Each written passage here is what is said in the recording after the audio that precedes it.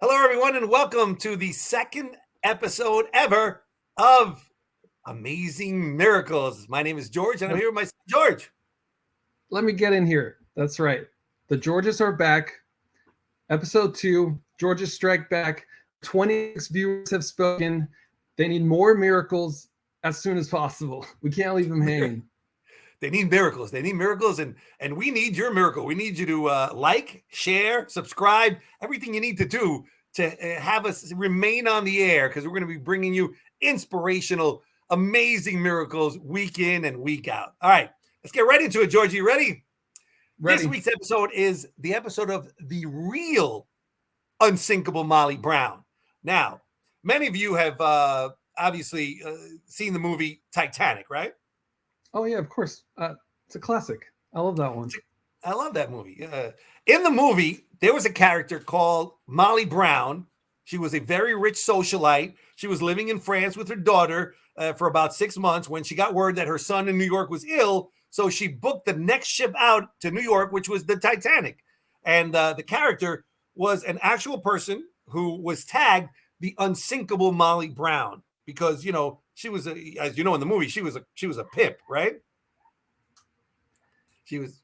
I feel like unsinkable here is concerning, but go on. All right, so she helped countless people get on lifeboats until she was almost forced to get into a lifeboat herself. She then wanted the lifeboat to go back and help rescue some of the people who were hanging out in the water, but the lifeboat captain, the captain of the lifeboat, was against it because he was scared the water would be pulled down with water suction and it'd be sucked into the ocean. So she kept urging the captain to go back. He didn't want to. She even threatened to throw him overboard. So she was crazy. I think we need more people like her. I don't know if I would be signing up back and forth with different lifeboats. Just get me to safety, please. All right, she did get an award for all she did. The passengers, helping passengers survive. She organized a committee afterwards that would help the second and third class passengers as well as the employees of the ship. Because, you know, if you remember the movie, first class passengers got on the lifeboats first and then everybody else. That's just a selling point to sell first class tickets. I think it's a sham. All right, but this episode's not about her, Georgie. Okay, stay on track. This episode is about what I consider the real unsinkable Molly Brown, and her name is Violet Jessup. Now, Violet was born in Argentina on October 2nd, 1887. And even as a young child, she cheated death. She contracted tuberculosis, which was a death sentence back then. And all the forecasts were very pessimistic. But somehow she beat the disease and she would cheat death some more, much more. You ready for it? I need more details, man. I need to find out what's going on with the real unsinkable. All right, this is the real unsinkable. All right, in 1870, White Star Line built their first cruise ship. It was a huge success, great success. Very nice. And it ran until 1895. The line made a lot of money and decided to retire the ship and built 3 new ones. Now, the ships were the Olympic, the well-known Titanic, and the Britannic. 3 ships. They made 3 ships. In 1910, at the young age of 23, Violet got a job as a stewardess on the Olympic. So sort of like on a plane, stewardess on the Olympic. And it was a bit unusual for somebody that young to work aboard the ship, especially a female. But here's the story. She was, I think, 23. Okay. So I was pretty young, especially for a girl, single in them days, didn't look too good. But her mother, who had recently passed away, was a stewardess on a ship prior to her death. So it was an easy transition for Violet.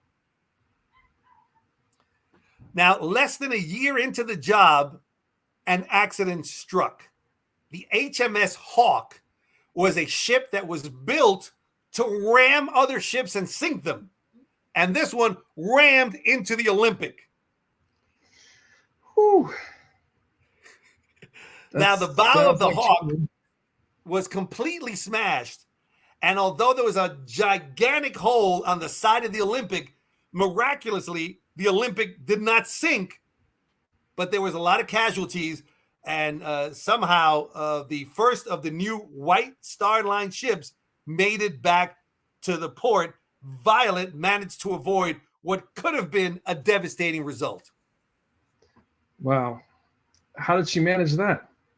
I mean, the ship didn't go down. She somehow survived. Now, after that mishap, Violet joined the crew of the next ship, the RMS Titanic, on its maiden voyage. Now, at the time, the Titanic was the most incredible ship. It was big, the biggest ship ever, the most luxurious ship ever made. And most of you may know, 4 days into that ship, what happened to the Titanic? Iceberg Exactly. approaches. That was so well said. I love that.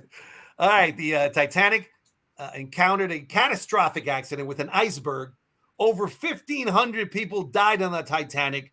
It could have been 1499 because I think there was room on that piece of wood for Leonardo DiCaprio, don't you? That's still up for heated debate. We don't know the weight capacity of that wood board, but I imagine time will tell. All right. 1,500 people died. The majority of the deaths were people in third class and members of the ship's crew, which, was Violet. But somehow, after avoiding the catastrophe on the Olympic, Violet was able to somehow be one of the few crew members to survive the Titanic. She boarded lifeboat 16 and was later rescued by the RMS Carpathia. So she survived the crash of the Olympic, the sinking of the Titanic. Pretty impressive, right? So the secrets of her survival in both of those are not yet discovered. She has a way about her. Just a miracle, yeah.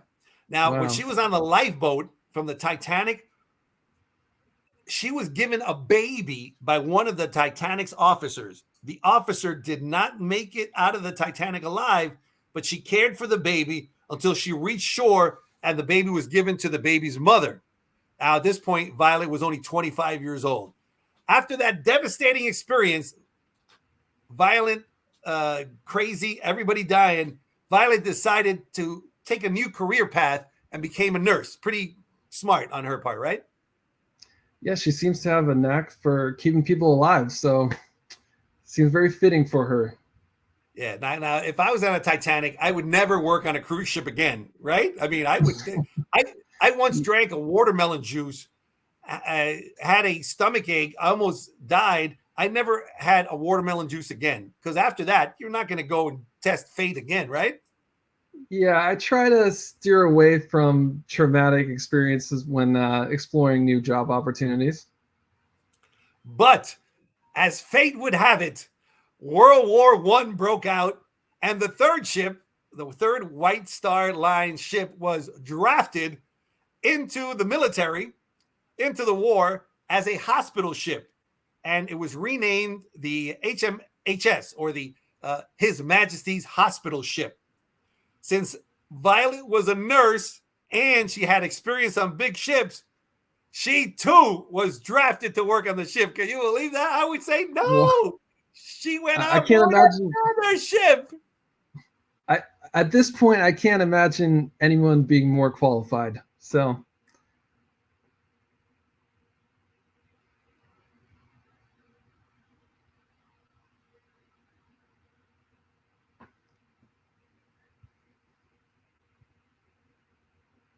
I'm sorry, we kind of broke up there for a minute. This seems to be a commonplace here on our our show. Anyway, this is why we need your help what? to help this show run smoothly and not run into these technical pitfalls. All right, so you were saying? I was saying I can't imagine at this point, I can't imagine anyone more qualified than her to be doing that. She seems to have a knack for keeping people alive, like I said. So Anyway, all right. The ship was what it did was it would transport wounded soldiers for the Mediterranean and ship them back to Great Britain.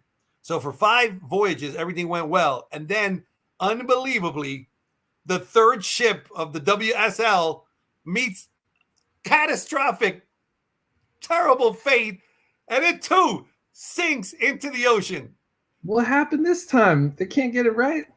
Well, they're in the Aegean Sea. The ship was hit by a mine planted by a German submarine. 57 minutes after the mine hits the ship was at the bottom of the sea.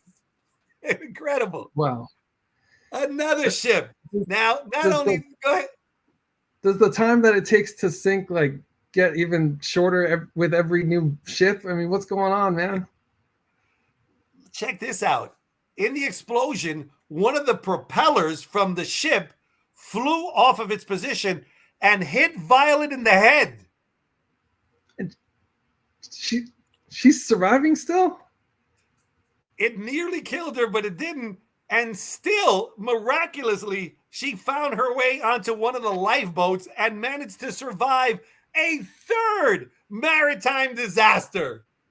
Oh my God, she can have her own TED Talk right now and just how to not die. All right, so she's proven to me that Molly Brown, she survived one shipwreck, the Titanic. She's not unsinkable. The real unsinkable is the unsinkable Violet Jessup. She's battle-tested. Miraculous. You know, some people you just can't keep down. I mean, if you can take anything from this, is don't ever drop your head down, because if you believe that you can't be sunk, then you can become unsinkable like her. All right. Now, again, after the first Titanic, I wouldn't get on a cruise ship again. If I survived 3 Titanics, I would never get on a cruise ship again. But she's undeterred. After the war was over, Violet continued to work on White Star Line ships. I think she had a death wish. I don't know what happened. I don't know what wavelength she's on. I worked on a fishing boat for a few weeks, and I haven't stepped foot on another boat since. And there wasn't even anything remotely as crazy as what you told me with her. So I don't know what she's on, but I want some of it.